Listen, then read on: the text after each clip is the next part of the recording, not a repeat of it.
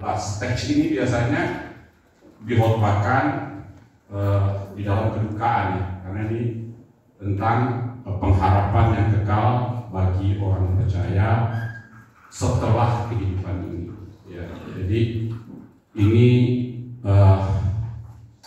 menjadi tujuan yang paripurna, tujuan final hidup kita yang kita lewati sebenarnya apa sih gitu ya. Ini sebenarnya konteks teks ini lebih tepat di di dalam kedukaan.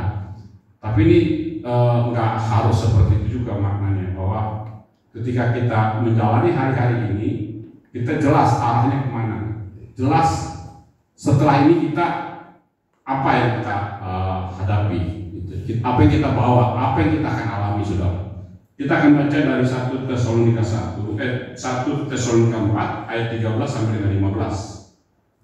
Saya akan bacakan, saudara bisa simak di 1 Tesalonika 4 ayat 13 sampai 15, pembacaan firman Tuhan. Judul perikopnya kedatangan Tuhan. Selanjutnya kami tidak mau, saudara-saudara, bahwa kamu tidak mengetahui tentang mereka yang meninggal, supaya kamu jangan berduka cita seperti orang-orang lain yang tidak mempunyai pengharapan. Karena jikalau kita percaya bahwa Yesus telah mati dan telah bangkit, maka kita juga percaya bahwa mereka yang telah meninggal dalam Yesus akan dikumpulkan Allah bersama-sama dengan Dia. Ini kami katakan kepadamu dengan firman Tuhan. Jadi bukan pendapat Paulus, tapi firman Tuhan, bahwa kita yang hidup, yang masih tinggal sampai kedatangan Tuhan, sekali-kali tidak akan mendahului mereka yang meninggal. Ya, jadi di sini Paulus menjelaskan tentang orang yang sudah meninggal itu seperti apa, bahwa mereka itu akan dikumpulkan oleh Allah bersama-sama dengan Kristus. Itu dari 14. Jadi hendaklah kita yang ditinggalkan oleh orang-orang yang meninggal itu jangan sampai hidupnya tidak berpengharapan bahwa kita tuh tidak akan pernah ketemu lagi dengan mereka, karena mereka dikumpulkan di dalam oleh Allah di dalam bersama dengan Kristus. Kita pun akan kembali ke sana juga, bertemu dengan mereka. Ya, ini maksudnya seperti itu. Jadi ketika kita ditinggalkan oleh yang kita kasihi, itu bukan berpisah selamanya, tapi berpisah sementara, karena kita akan ketemu kembali, karena dikumpulkan. Makanya bilang bukan tidak ada pengharapan, ada pengharapan yang kekal bahkan. Ya, di sini dikatakan di ayat 15-nya, ini firman Tuhan yang ngomong. Jadi orang-orang yang masih hidup sampai sekarang, kalau nanti Tuhan datang, kita tidak akan mendahului mereka yang telah meninggal. Artinya memang nggak ada yang mendahului. Yang meninggal pun bukan berarti ditinggalkan di belakang, tetapi mereka sama-sama ya bertemu dengan Tuhan. Jadi kalaupun kita nanti sampai Tuhan datang yang kedua kali, ya nggak sempat meninggal, ya kita akan diubahkan. Kalau 1 Korintus 15 ayat 51 sampai 52 bilangnya seperti itu. Kita akan diubahkan yang masih hidup, dan yang meninggal pun akan bertemu dengan kita. Nah, ini secara sederhana begitu, tetapi saya menjelaskan begini. Sebenarnya Tesalonika ini kalau kita membaca, pahami dengan lebih jelas, itu latar belakangnya kisah para rasul 17, saudara. Ya, ketika Paulus di Tesalonika, dia tuh selama 3 pekan berturut-turut dia ngajar di sinagog tentang Yesus yang adalah raja dalam hidup ini, raja dalam kekekalan juga. Ya, jadi waktu dia mengajar di sinagog, banyak orang-orang Yahudi percaya kepada dia. Sinagog itu rumah ibadat orang Yahudi, ya, gereja orang-orang Yahudi di baik di Israel, baik juga di negara-negara atau di daerah-daerah di luar Israel. Karena orang Israel itu kan banyak ya, berdiaspora, ya dibuang kemana-mana, termasuk ke Tesalonika. Paulus itu perjalanan penginjilannya ke Tesalonika, terus ke Akaya lagi, ke Makedonia, juga akhirnya ke Athena, ya. Terus itu semuanya berawal dari Tesalonika, ya.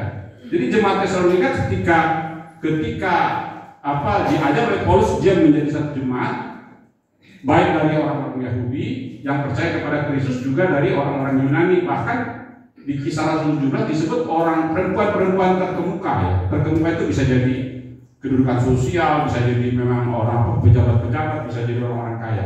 Tetapi di situ dikatakan ketika banyak orang percaya kepada Yesus gara-gara pengajaran Paulus, itu banyak orang orang Yahudi menjadi marah gitu. Lalu ngumpulin preman-preman. Di situ dikatakan di Kisah Rasul 17 petualang pasar preman-preman. Lalu bersama dengan pejabat-pejabat di situ ya, artinya tentunya orang-orang Roma kasih tahu bahwa Paulus ini orang-orang yang kemana-mana nih ngajarin bahwa ada kerajaan yang lain yang rajanya berbeda ini, seperti ada raja yang berbeda dari kaisar. Itu di Kisah 17 latar belakangnya dijelaskan sekali. Nah, ada satu orang jemaat di Tesalonika namanya Yason. Jadi Paulus juga tinggal di situ. Jadi waktu orang-orang Yahudi yang tidak percaya, yang betul-betul marah kepada Paulus karena memberitakan Yesus kerajaan yang berbeda dari kerajaan Romawi pada saat itu, maka dihasut mereka gitu untuk menggerebek. Jadi datang ke rumah Yason juga diseret gitu ya. Artinya mana Paulus nih? Nggak ada. Paulus sudah berangkat pergi ke daerah berikutnya, saudara. Ya, akhirnya terjadi penganiayaan hebat di situ, saudara. Karena waktu zaman Kaisar Roma saat itu jelas sekali kaisar itu menjadi semacam dewa yang disembah oleh semua daerah-daerah jajahan Romawi. Kalau kita baca di 1 Tesalonika pasal 1, di situ jelas sekali bahwa orang-orang Tesalonika itu telah dipindahkan dari gelap kepada terang, dari menyembah berhala-berhala yang mati kepada Allah yang hidup. Kalau kita baca di pasal 1, dijelas sekali latar belakangnya bahwa dengan kedatangan Paulus memberitakan Injil Allah, memberitakan Yesus yang berraja, maka banyak orang percaya, ya, termasuk orang Yahudi, tapi ada juga orang yang tidak suka kepada pengajaran Paulus, kepada pemberitaan Paulus, sehingga semua orang Kristen dianiaya, sehingga terjadi penganiayaan hebat ketika Rasul Paulus meninggalkan Tesalonika, gitu ya. Nah, bahkan banyak yang kemungkinan besar terbunuh juga. Nah, orang-orang yang terbunuh itu keluarganya seperti kehilangan pengharapan. Makanya Paulus katakan, saya menulis surat ini supaya kamu jangan sampai nggak tahu bahwa saudara-saudara kami yang meninggal itu bukan selamanya. Dia dikumpulkan oleh Allah bersama dengan Kristus Tuhan kita, Raja kita. Jadi orang Kristen itu tidak ada istilah meninggal sebenarnya, tapi meninggalkan tempat doa, meninggalkan dunia ini, dikumpulkan. Sebenarnya kata dikumpulkan ini konsep Yudaisme yang begitu kuat. Kalau kita baca di dalam Perjanjian Lama, ya, bagaimana kalau orang-orang benar, orang-orang pilihan Tuhan, ya, yang meninggal itu selalu, kalau baca lihat ya, nanti lihat cari di Google itu kata dikumpulkan atau kata dikumpulkan semuanya itu biasanya kalau orang-orang Yahudi meninggal dalam perjalanan dikumpulkan bersama dengan kaum leluhurnya. Saya ambil contoh ya di Kejadian, saudara. Coba kita lihat sebentar. Kalau orang meninggal kemana sih kalau orang Yahudi gitu? Di Perjanjian Lama ya pengajarannya.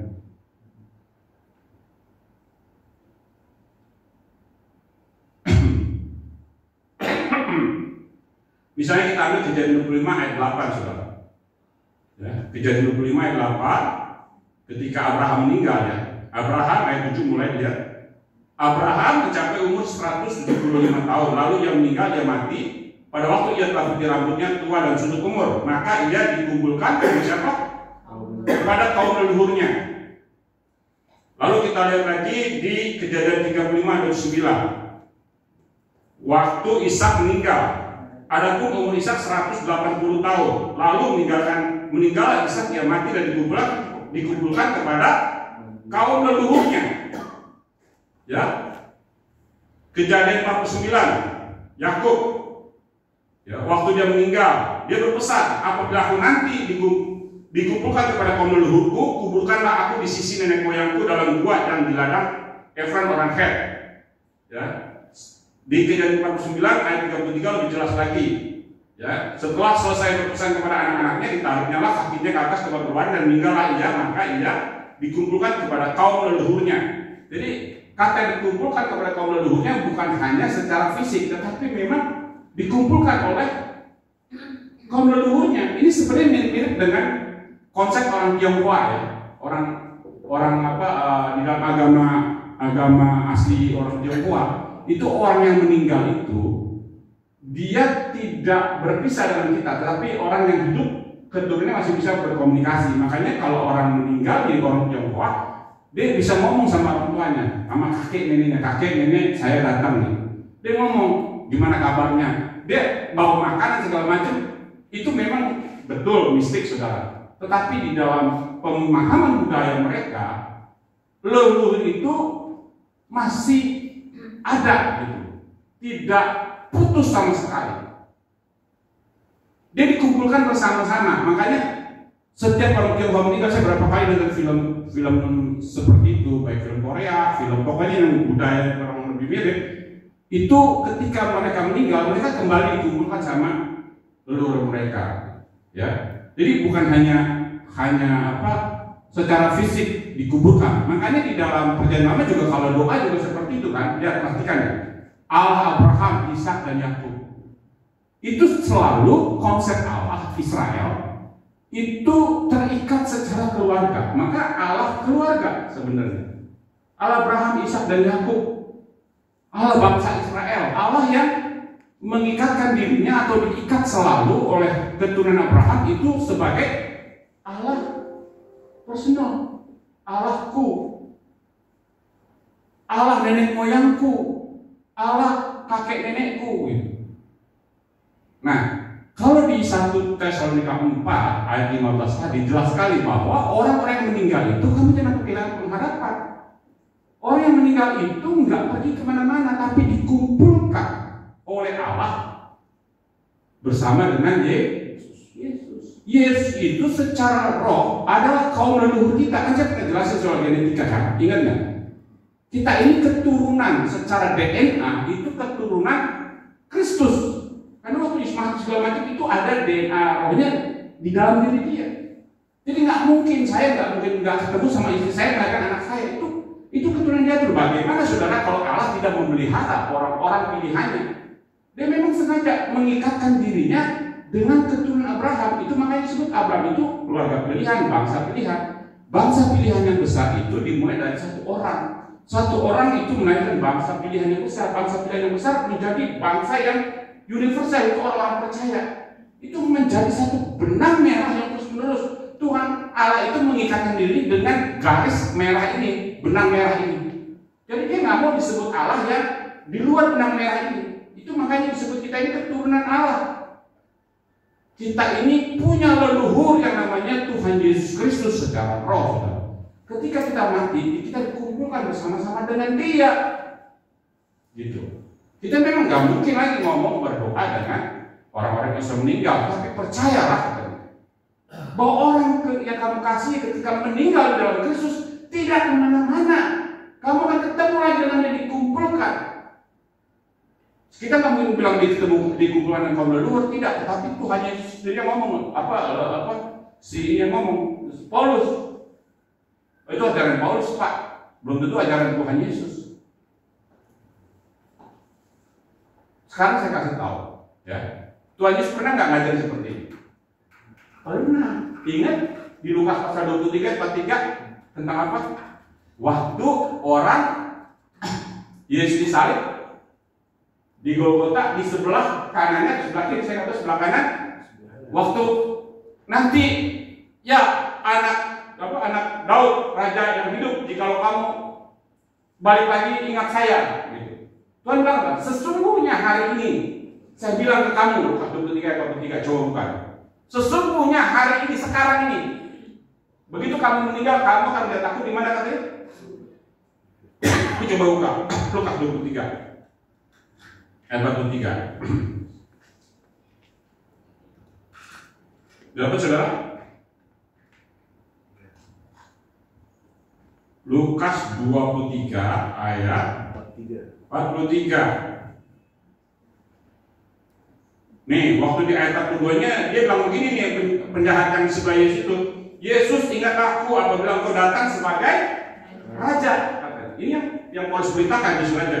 Kata Yesus padanya, aku berkata kepadamu, sesungguhnya saat ini, hari ini juga engkau akan ada bersama-sama dengan aku di dalam Firdaus. Bukan nanti, tapi hari ini juga.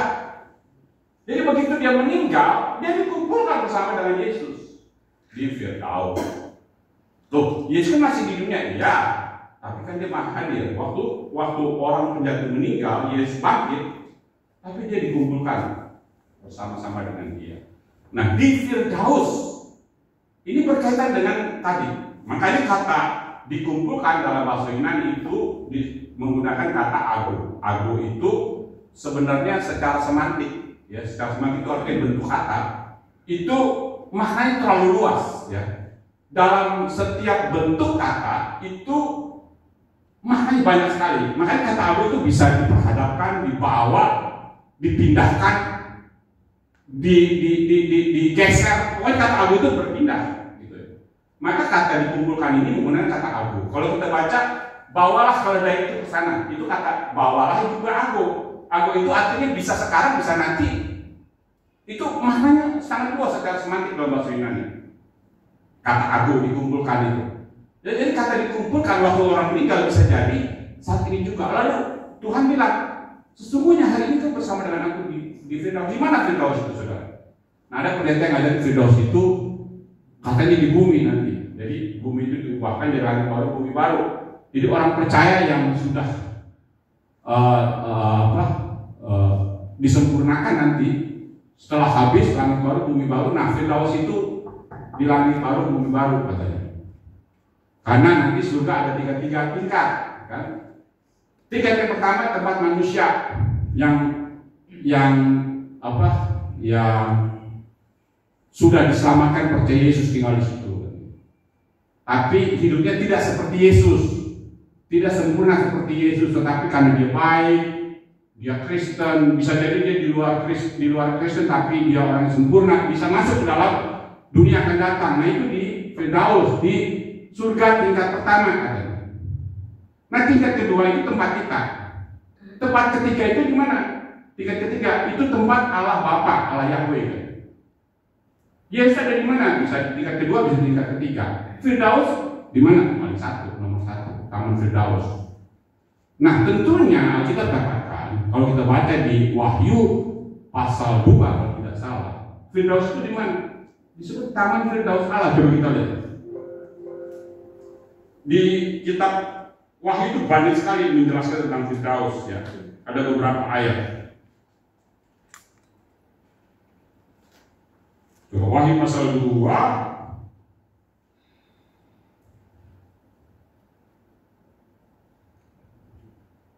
disebut Taman Firdaus Allah.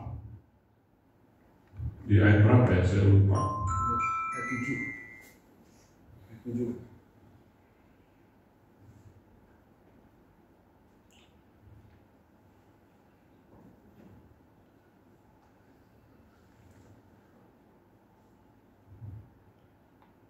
Nah, coba buka Wahyu pasal 2, saudara, ayat 7. Siapa bertelinga hendaklah yang mendengarkan apa yang dikatakan Roh kepada jemaat-jemaat. Barang siapa yang menang, dia akan kuberi makan dari pohon kehidupan yang ada di Taman Firdaus Allah. Taman Firdaus Allah, ya disebut. Jadi ya pasti ini Taman Firdaus Allah. Masih di bumi atau enggak? Kita belum tahu. Ya di bumi pun langit baru bisa jadi Taman Firdaus Allah. Kalau memang Allah yang diubahkan. Kita cari lagi di sini kata Taman Firdaus di mana. Nah, Paulus pernah menyebut Taman Firdaus Allah itu, Taman Firdaus Allah itu di mana? Di 2 Korintus pasal 12 kita lihat. Waktu Paulus mendapat penglihatan tentang ada seseorang yang dia kenal, saudara. Ya, lihat mulai dari 1 deh. Ini kita lihat mulai dari pasal 12. 2 Korintus pasal 12 ayat 1 mulai. Aku harus bermegah sekalipun memang hal itu tidak ada faedahnya. Namun demikian aku hendak memberitahukan penglihatan dan pernyataan yang diterima dari Tuhan. Aku tahu tentang seorang Kristen 14 tahun yang lampau, ya. Entah dalam tubuh aku tidak tahu, entah di luar tubuh aku tidak tahu. Allah yang mengetahui. Orang itu tiba-tiba diangkat kemana katanya? Ke tingkat yang ketiga dari surga. Jadi berdasarkan penglihatan ini Paulus, ya, bahwa orang tersebut yang dilihat orang Kristen 14 tahun yang lalu itu diangkat Tuhan sampai pada tingkat ke-3 dari surga. Orang itu, ya, bukan Paulusnya. Orang itu tiba-tiba diangkat tingkat yang ketiga. Jadi Paulus hanya mendapat penglihatan. Aku juga tahu tentang orang itu. Artinya Paulus kenal. Entah di dalam tubuh, entah di luar tubuh. Artinya dia nggak tahu dia penglihatan, mimpi, atau benar-benar seperti Yohanes waktu di Patmos. Kan Yohanes di Patmos pun nggak tidur, tapi dapat penglihatan. Apa seperti ini? Ya, karena dia nggak tahu entah dia di dalam tubuh, entah di luar tubuh. Itu cuma Allah yang mengetahuinya. Lalu katanya apa? Ya tiba-tiba diangkat kemana? Ke Firdaus, dan ia dengan kata-kata yang terkatakan yang tidak boleh diucapkan manusia. Ia tiba-tiba diangkat ke Firdaus. Tadi kan dibilang dia ada di mana? Orang tiba-tiba diangkat ketika dari surga. Jadi sebenarnya tahu Firdaus itu di mana? Tahu Firdaus Allah. Kalau dari penglihatan Paulus ini, tadi kan Paulus bilang, aku tidak tahu orang itu tiba-tiba diangkat ke tingkat yang ketiga dari surga. Aku juga tahu tentang orang itu, ya. Lalu di tempatnya ia tiba-tiba diangkat ke Firdaus, dan dia dengan kata-kata yang tidak boleh diucapkan manusia. Jadi memang orang yang dilihat oleh Paulus itu diangkat ke tingkat ketiga dari surga. Itu disebut Firdaus. Jadi Firdaus itu bukan di bumi, ya, bukan 31, 32, 33. Sebenarnya istilah tingkat itu penglihatan Paulus. Benar apa enggak surga itu ada 3 tingkat, kita nggak tahu. Ya, tetapi yang pasti di sini ada satu tempat namanya Firdaus. Yang pasti dia bukan di bumi, karena diangkat kan. Bukan di bumi, berarti diangkat. Tingkat ketiga ini kita masih belum punya gambaran. Cuman arti saya mau jelasin bahwa kalau ada pendeta ngajarin Firdaus itu di bumi, nanti Firdaus Allah, itu keliru. Tempat Kristus, kan tadi bilang, kamu bersama dengan aku di Firdaus. Berarti Kristus ada di mana? Di tingkat ketiga. Kalau kita cocokin, kita kaitkan tingkat ketiga surga. Sebenarnya kata tingkat di surga ini satu deskripsi dari Paulus, satu gambaran untuk menjelaskan di mana Allah bertakhta, Kristus bertakhta. Ya, disitulah kita akan dikumpulkan. Nah, kalau kita lihat kata tingkat ketiga dari surga ini, cuma Paulus yang menggunakan istilah ini. Tapi dalam Perjanjian Lama itu banyak satu frase digunakan di dalam Alkitab Perjanjian Lama dalam bahasa Ibrani. Itu Alkitab mengatakan Allah itu memenuhi segala langit, segala alam semesta. Tapi ada satu frasa, satu istilah yang menarik, yang sering digunakan di dalam Perjanjian Lama. Itu kata langit di atas langit. Allah berkata di langit di atas langit. Di dalam bahasa Ibrani ini disebut Shamayim Ushemi Samayim. Langit di atas langit. Bukan berarti langit ini kan sebenarnya bukan satu tempat. Ini secara ilmu kalau ilmu tentang ini langit tadi apa namanya? Hah? Bukan. Jadi yang disebut langit itu nggak ada sebenarnya. Jadi kalau ada agama ada tentang langit diciptakan, nggak ada. Itu memang ruang kosong. Jadi kata Shamayim Ushemi Shamayim itu Allah bertakhta di langit di atas langit. Itu artinya lu nggak tahu tempatnya di mana. Gitu. Itu cuma Allah yang tahu sama Kristus. Kan Kristus ada di situ di Firdaus. Firdaus itu tingkat ketiga. Kata ketiga itu nggak ada lagi surga tingkat keempat. Tapi itu yang paling misteri. Jadi kalau orang mau buka surga seperti apa, langit baru, bumi baru, yes ada di sini. Tapi surga itu tempat di mana orang percaya meninggal ditaruh di situ, di Firdaus, taman Firdaus Allah, di mana Kristus ada. Jadi tempat kaum leluhur kita ada di situ, saudara. Petrus, Paulus, semua ada di situ. Nah, kita orang percaya, kakek kita, opung kita, semua dikumpulkan di situ, nunggu kita berangkat ke situ. Makanya di dalam Yohanes pasal 14 bilang, aku pergi ke Bapakku menyediakan tempat bagimu. Jikalau sudah jadi, sudah ada, aku akan pergi menjemput kamu. Coba lihat Yohanes 14 supaya saya jangan salah, nanti ngarang-ngarang saya. Ini kalau saudara udah paham ini, saudara tenang, saudara. Ya, saudara meninggal pun nggak takut. Kita tahu kemana kita pergi. Jangan pilih hatimu, Yohanes 14. Percaya kepada Allah, percaya juga kepada. Di rumah Bapakku banyak tempat di. Jadi di rumah Bapak ya. Jika tidak demikian, aku pasti mengatakan kepada kamu kalau memang nggak ada, tapi ini ada. Aku pergi ke situ untuk menyediakan tempat bagimu. Jadi di situ Tuhan Yesus naik ke surga. Misinya ada menyiapkan rumah kita. Ya. Dan apabila aku telah pergi ke situ dan telah menyediakan tempat bagimu, aku akan datang kembali dan membawa kamu ke tempat supaya di tempat di mana aku berada, kamu pun berada. Gitu. Jadi inilah tujuan di mana ketika orang percaya meninggal, kita akan berada di tempat Kristus berada. Rumah Bapa itu bicara Firdaus, bicara Taman Firdaus Allah, bicara surga tingkat ketiga, bicara Syamayim Usyemi Syamayim, di mana Allah Bapa ada di situ, Tuhan ada di situ. Maka saya bilang tadi, kita nanti waktu meninggal kita nggak ketemu Allah Bapa seperti apa, kan kita nggak bisa lihat. Tapi melihat Allah anak di dalam. Saya pernah bukain yang soal itu ya, kalau saya ingat nggak? Kenapa yang disebut itu gambar Allah yang tidak kelihatan? Saya jelasin di situ, ada misteri yang luar biasa di situ.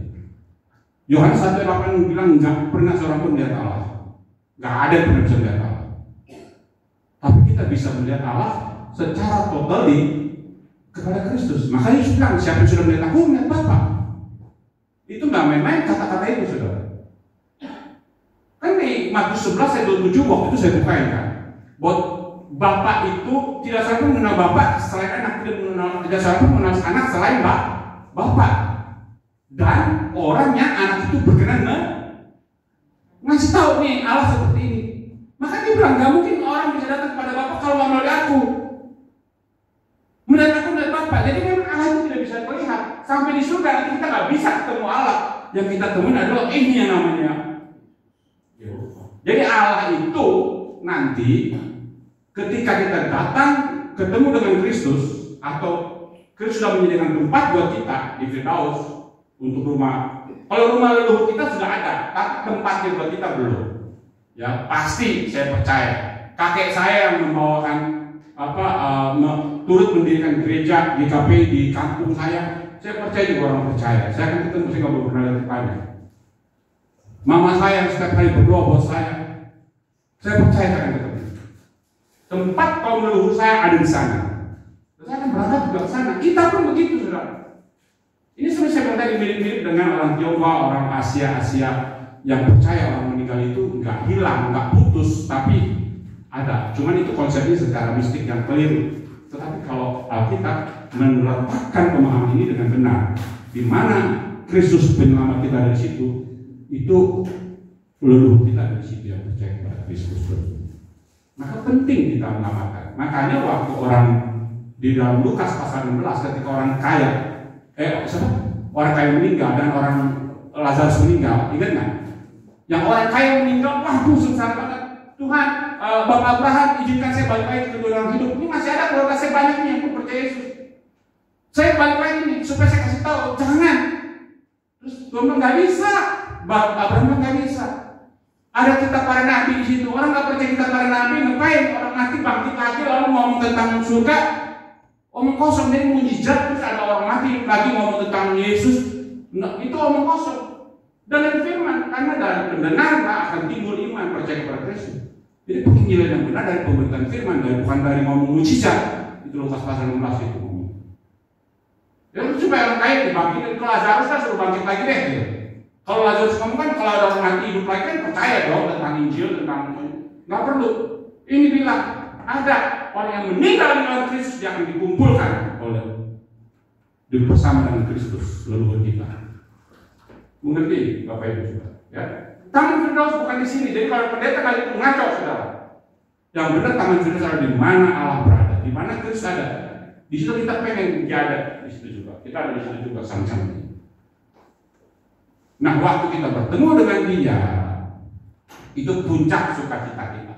Itu paripurna iman kita. Ketika kita bertemu dengan Dia dalam keadaan yang sebenarnya siapa Yesus. Selama ini dia cuma tahunya anak domba Allah, manusia. Begitu kita meninggal, kita ketemu dengan Dia, baru kita kaget. Dalam keadaan yang sebenarnya. Kalau Paulus mengatakan saat ini kita percaya kepada Kristus seperti melihat cermin, muka dalam cermin, sama-sama katanya. Tapi nanti ketika kita bertemu dengan Dia dalam keadaan yang sebenarnya, bukan dalam konteks Dia berinkarnasi. Saudara pernah baca itu? Saya pernah baca di sini, pasti lupa saudara. 1 Yohanes pasal 2 gitu ya. Pasti lupa saudara. Maka kalau saya khotbah, teks-teksnya biasanya itu saudara sering baca, tapi suka nggak ngeh. 1 Yohanes pasal 2, perhatikan baik-baik, saudara ya.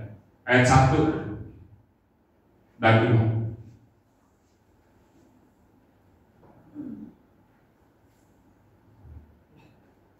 Sorry, 1 Yohanes pasal 3.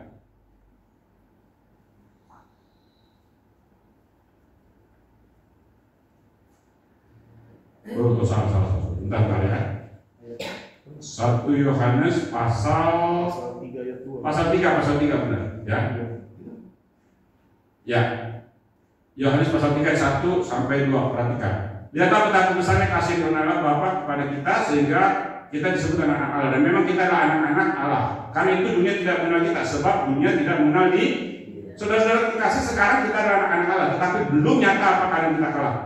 Jadi kita belum diubahkan seperti Kristus. Maka tadi dibilang kan 1 Korintus pasal 15 ayat 51, 52 yang dibuka. Ketika Yesus datang nanti kita diubahkan seperti dia, gitu ya. Tetapi kamu belum nyata kan kita kelak. Akan tetapi kita tahu apabila Kristus menyatakan dirinya, kita akan menjadi sama seperti dia, gitu ya. Jadi begitu Yesus datang, kita akan diubahkan menjadi sama seperti dia. Kenapa? Sebab kita akan melihatnya dalam keadaannya yang sebenarnya, sepenuh-penuhnya kealahannya. Nih, kan selama ini kamu kan bingung kan, aku dan Bapak Rasul ini sekarang ini saya seperti ini. Paham belum? Nah, saat itulah kita diubahkan seperti dia. Kapan? Ya, saat kita bertemu dengan dia. Kapan itu? Saat kita meninggal atau saat dia datang. Pokoknya saat bertemu muka dengan muka kita diubahkan. Maka puncak sukacita adalah ketika kita bertemu dengan dia. Entah kita nanti ketemu di rumah leluhur kita, yaitu rumah Bapa, atau kita ketemu nanti waktu dia datang. Yang hidup nggak benar yang sudah meninggal. Karena yang meninggal udah diubahin duluan. Kita diubahkan. Karena kita tidak mungkin bisa hidup di dalam persekutuan dengan Kristus di rumah Bapa, di taman Firdaus Allah, di tingkat ketiga surga kalau kita belum diubahkan. Maka 1 Korintus pasal 15 ayat 51, 52 itu kita diubahkan bersama seperti dia. Kapan? Karena kita melihat dia dalam keadaan sebenarnya. Keadaan sebenarnya kayak gimana sih? Punya gambaran nggak saudara? Punya gambaran nggak? Seperti apa sih? Saya kasih gambaran sedikit boleh ya? Tapi ini belum sebenarnya saudara. Tapi ada loh yang kita. Boleh? Ya. Saya kasih tahu ini belum yang sebenarnya, belum gambar yang sebenarnya. Nanti kalau sebenarnya saudara, waduh. Ya, kalau kita nggak diubahkan dulu kita mati melihat dia dalam keadaan yang sebenarnya. Ingat nggak waktu Yohanes di Patmos dapat wahyu, dia dapat melihat anak domba Allah. Dia sampai seperti mau mati, lemes, tapi dibangunin lagi. Kita lihat wahyu pasal 1. Ini belum yang sebenarnya saudara. Ini masih nggak tahu berapa persennya ya. Tapi ini menarik saudara. Supaya saudara tahu Yesus ini, waduh, luar biasa. Makanya dibilang di dalam dia berdiam secara jasmani seluruh kepenuhan kehalaan, totally of God ada di dalam diri dia. Maka Tuhan bilang, saya melihat Bapa. Ini bukan satu kesombongan manusia terhadap Allah, tidak saudara. Ini suatu rahasia misteri. Makanya kan saya sudah jelasin kan, bahwa ketika kita meninggal nanti, kenapa kita diciptakan segambar dan serupa dengan Allah? Sebenarnya tujuannya ke sini saudara, supaya kita bisa memiliki kebersamaan internal secara kekal dengan Allah Tritunggal.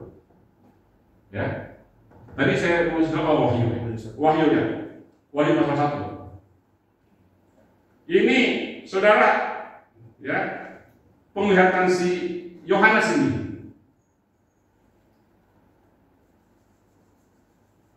Ini Yohanes ini waktu di Pulau Patmos, saya bacakan saudara ya, penglihatan Yohanes di Patmos tuh, ayat 9. Ya, kita turun ke ayat 10. Pada hari itu aku dikuasai oleh Roh, aku mendengar dari belakangku satu suara yang nyaring.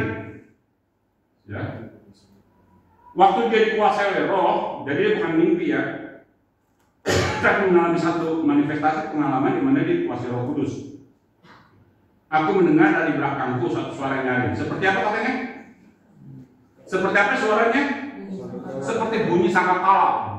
Ya, berguru, bergemuruh. Kata apa yang kau lihat tuliskan dalam sebuah ini baru malaikat. Ya saudara. Tapi di ayat 12 saya perhatikan. Lalu aku berpaling untuk melihat suara yang berbicara kepadaku. Dan setelah aku berpaling, tampaklah kepadaku 7 kaki dian dari emas. Jadi ada 7 kaki dian dari emas, di tengah-tengah kaki dian ada seorang serupa anak manusia. Ya, ini pasti menunjuk kepada Yesus. Berpakaian jubah yang panjangnya sampai di kaki. Ya kan? Dadanya berlikan ikat pinggang dari emas. Kepala rambutnya putih, bagaikan bulu yang putih mentah. Ya kan? Mata Yesus seperti apa? Bagaikan nyala api. Kakinya seperti apa? Kakinya mengkilap bagaikan tembaga membara dalam perapian. Ini si Yohanes bukan gambarin secara fisik, tapi dia menggambarkan secara klinis, secara sastra. Begitu dia bingung. Oh, gambar yang paling mendekati tembaga yang mengkilap, gambar yang paling mendekati nyala api, gitu loh. Tapi secara tepat apa enggak ya? Bingung. Jadi kayak seorang pelukis melukis lukisan taman, dari taman indah gunung, wah, betapa indahnya matahari, dari matahari. Panas seperti itu kan cuma gambaran deskripsi dia secara manusia. Realnya belum tentu. Keindahan sesuatu yang digambarkan seseorang itu hasil karya seni dengan realnya, keindahan sesuatu belum tentu sama. Pasti jauh. Seperti inilah Yohanes kurang lebih. Paham ya saudara cara penulisan puisi seperti itu. Ya. Di tangan kanannya memegang 7 bintang ayat 15. Oh sorry. Kakinya mengkilap bagaikan tembaga ayat 15. Tembaga membara jadi merah dalam perapian. Suaranya bagaikan desau air bah. Wah, begitu berwibawa ya. Ayat 16, tangan kanannya memegang 7 bintang, mulutnya keluar sebuah pedang dan wajahnya bersinar-sinar bagaikan matahari yang terik. Wajahnya. Ketika aku melihatnya, tersungkur aku di pangkali sama seperti orang yang mati. Tetapi yang bertangan-tangan di atasku lalu berkata, jangan takut, aku adalah apa katanya? Yang awal dan yang akhir, yang hidup aku telah mati. Berarti Yesus kan? Namun aku hidup, lihatlah, sampai selamanya aku memegang kunci maut dan kalian maut. Ini belum yang sebenarnya. Ini masih gambaran Yohanes yang metafisik. Yang metafisik. Jadi dia belum secara full real. Ia seperti ini enggak. Dia aja melihat begitu itu langsung mati karena fisiknya nggak sanggup. Karena Yohanes belum diubahkan. Maka saya katakan tadi, puncak iman kita, pengharapan kita ketika kita meninggal dikumpulkan bersama kaum leluhur kita yaitu Kristus Tuhan. Di mana? Di Firdaus Allah. Di mana? Diangkat. Di mana? Di surga tingkat ketiga. Di mana itu? Di Syamai, di tempat Bapa. Di mana Yesus berada. Itu puncak iman, itu pengharapan kekal. Jadi kita bisa ngomong seperti Paulus, hai maut, di mana sengatmu? Buat apa lagi kita takut? Begitu kita meninggal, saat ini juga kamu ada di taman Firdaus Allah bersama dengan aku, kata Tuhan. Ini kalimat yang sama, jangan diungkapkan. Inilah yang diberikan penghiburan oleh Paulus ke orang-orang Tesalonika. Hei, orang-orang Kristen yang masih hidup, kamu jangan takut. Orang kekasih kamu yang kau tinggal dan meninggalkan kau, mereka bersama dengan aku di Firdaus. Ini ngapain kita mungkin takut? Di dunia ini kita masih bisa takut, kan? Takut nggak punya uang. Banyak orang takut nggak punya uang. Takut setan yang nggak pernah takut. Banyak orang yang tidur di kuburan, tidur di tempat-tempat angkat. Kalau berani sih, saya mah nggak takut setan, saya takut nggak punya uang, nggak bisa makan. Nah itu. Orang banyak takut nggak punya uang. Karena kalau takut nggak punya uang, setan nggak ditakutin sudah. Sebetulnya bahkan Tuhan juga jadi nggak takut sama kalau dia nggak punya uang. Makanya katakan orang yang mencintai mammon itu nggak bisa mencintai Tuhan karena memang susah. Kalau orang jadi setiap rupiah uang, setiap kaya masuk dalam diri kita itu punya potensi menarik hati kita untuk jauh dari Tuhan. Percaya sih. Itu Alkitab yang ngomong. Maka bagaimana kita punya banyak uang tetapi hati kita nggak terikat di situ? Bagaimana kita punya popularitas, punya pendidikan yang tinggi, hati kita nggak terikat di situ, santai aja. Gitu. Saudara, itu sesuatu yang nggak bisa dibohongin dari hati kita. Bagaimana hati kita itu akan kelihatan dari cara kita ngomong, cara kita khotbah, cara kita ngobrol, bersikap, memperlakukan orang. yang berbeda dari kita memperasa santai aja. Saya tuh nggak pernah sakit hati sama orang yang misalnya menghina saya. Belum tahu siapa gue, nggak perlu gitu sudah. Nggak perlu juga lo tahu. Terus apa karena dia tahu terus jadi dia ada hormat sama lu? Enggak juga. Gitu. Mengerti saudara? Jadi hidup ini easy. Kita nggak ada takutin. Uang kita memang kalau hidup ini banyak yang perlu kita takutin saudara, karena memang kondisi hidup ini lebih menakutkan dari setelah mati. Banyak orang tuh nggak percaya mati, nggak percaya kehidupan setelah mati karena dia memang lebih menakutkan hidupnya. Ya, ada penyakit kalau mati kan dia nggak ngerasain apa-apa lagi. Tapi pengharapan kita tidak dibangun di atas dasar pemahaman itu. Dan pengharapan kita membuat kita tidak takut dalam hidup ini, juga tidak takut dengan kematian, dan juga tidak takut dengan perpisahan dengan orang kita kasihi, karena kita tahu mereka itu yang meninggal dikumpulkan di mana? Di rumah Bapa. Di mana? Di surga kita. Di mana? Di tempat di mana Yesus ada. Dia pengen di mana saya berada, kamu pun berada. Di mana? Saya katakan di Samaya, usia di Samaya. Di mana kita akan ketemu dengan Yesus dalam keadaan sebenarnya, tetapi kita tidak binasa. Itu surga. Surga itu ketika kita hidup bersama dengan Allah pencipta langit bumi ini yang bernama Yesus, tapi kita tidak binasa. Itu tujuan kita diciptakan segambar dan serupa dengan Allah. Maka berbeda sekali ya saudara. Waktu Allah menciptakan malaikat dari dalam dosa, dia nggak pusing saudara. Diciptakan malaikat 5 miliar. 5 miliar dari dalam dosa semua, nggak pusing. Dia bisa ciptakan 10 miliar. Tapi begitu satu manusia berdosa jatuh, ada Adam dan Hawa, dia nggak bisa tenang-tenang saja. Dia mulai merencanakan penebusan. Dengan cara apa? Dengan cara yang paling mahal. Karena memang kita ini begitu bernilai dengan adanya gambar dan rupa Allah. Gak ada ciptaan yang diciptakan oleh Allah dengan segambar dan serupa dengan diri. Saya selalu bilang dalam setiap waktu, nilai gambar dan rupa Allah dalam diri kita itu satu nilai yang sedemikian rupa Allah taruh dalam manusia yang membuat Allah itu mengikatkan dirinya untuk tak bisa lepas dari manusia. Ketika manusia jatuh dalam dosa, dia harus mempertahankan. Menangkap Bapak Ibu. Alam semesta silakan hancur. Malaikat jatuh dalam dosa silakan dibinasakan. Bahkan waktu jatuh dalam dosa, Allah sudah menciptakan neraka untuk malaikat yang jatuh. Tapi ketika manusia jatuh dalam dosa, Allah tidak mungkin EGP. Tidak mungkin emang gua pikirin. Allah nggak bisa diam. Dia harus mempertahankan karena ada keterikatan Allah. Maka dikatakan ketika saya mau di mana saya berada, kamu berada. Di mana saya berada, kamu berada. Ini kan Allah yang berkaitan sama kita. Saya nggak bilang Allah manusia itu jadi seperti enggak. Saya cuma bilang kita ini berharga karena dalam diri kita ada gambar dan rupa Allah. Kita ini berharga karena Allah berfungsi. Kita ini berharga, kita adalah keturunan leluhur kita yang bernama Yesus. DNA dia ada di kita. Maka jangan hidup sembarangan. Cari uang jangan sembarangan. Pacaran jangan sembarangan. Ya. Apalagi punya uang jangan sembarangan pakai. Punya otak yang bagus jangan sembarangan sombong. Saudara harus terus hidup kita ini yang terbesar adalah Kristus. Itu Bapa lalu. Kita selesai menikah akan berpulang seperti orang kita kasih juga duluan, ya. Orang Tiongkok dengan Dio, dengan ini segala macam. Orang Korea dengan maaf aku datang. Kalau kita datang menyembah Tuhan, saya